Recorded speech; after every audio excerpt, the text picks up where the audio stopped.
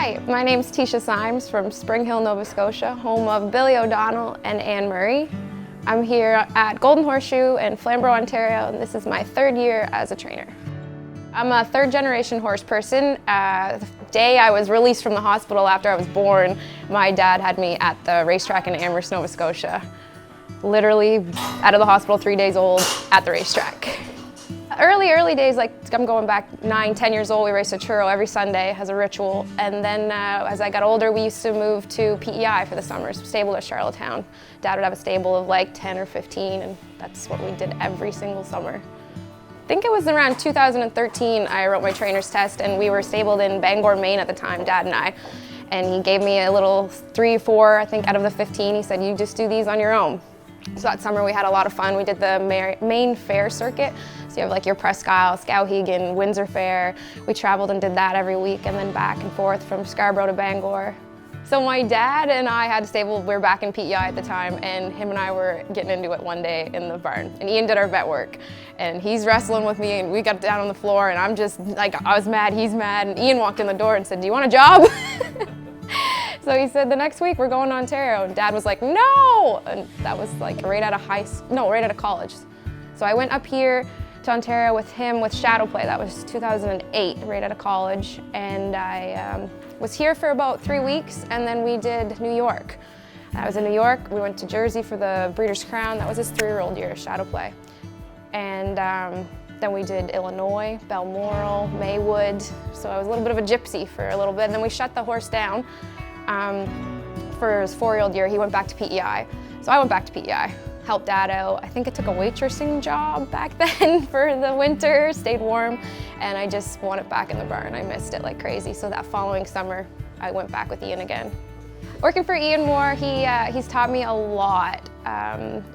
Great guy to have in my back pocket. I talk to him 3 or 4 times a week. Any questions I ever have, he's always on the horn to answer. Knowledgeable horseman, just a great guy. Working with the Grand Circuit horses for Ian was a game changer. It opens your eyes to so many different things. You meet so many different people. I have friends from New Jersey, Pennsylvania, Illinois that I still talk to from the connections that I've made through those horses like Shadow Play and State Treasurer.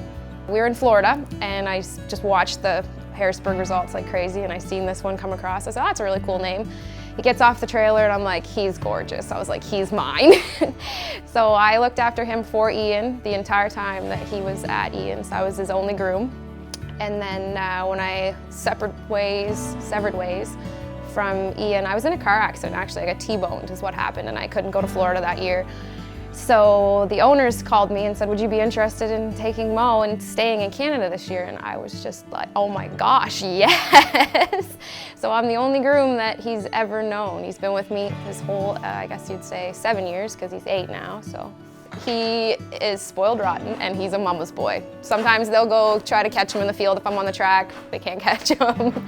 Every time I go on vacation, something happens. He cuts his shoulder, or like he gets hurt. He is a mama's boy. It's a savage. No, he's a gem. He's just a pet. Now, we bred a couple mares with him this year, so he's getting a little bit more feisty, but he's just a pet.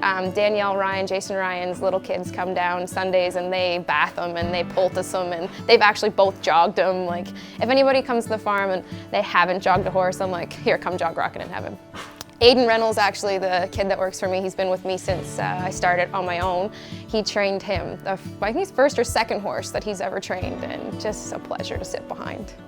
Well, we're actually in the bottom class right now. The last couple starts haven't been very great, but he's got 2 more starts this year than he already had last year. I think he's just getting a little bit tired out. This time of year, we usually shut him down for the winter, and hopefully we'll be able to breed some more mares in the spring and bring them back again next year. But I think we're getting to the tail end of it this year. We have 11 head here right now. There's 8 racing. There's a couple getting ready to qualify just next week. I set a pretty low goal this year just because of COVID and stuff. I just wanted to surpass my numbers from last year. I think I'm 1 win away from surpassing wins. I think I'm like $40,000 or $50,000 shy of surpassing last year's earnings. So that was the goal for this year. A lot of people don't understand the hours and like the time we spend here, and like how do you do it? And it's like a high. You search for that high. Like every time you get to the winner's circle, you look for that the next week. Yeah, a lot of people don't understand this business, but it's great.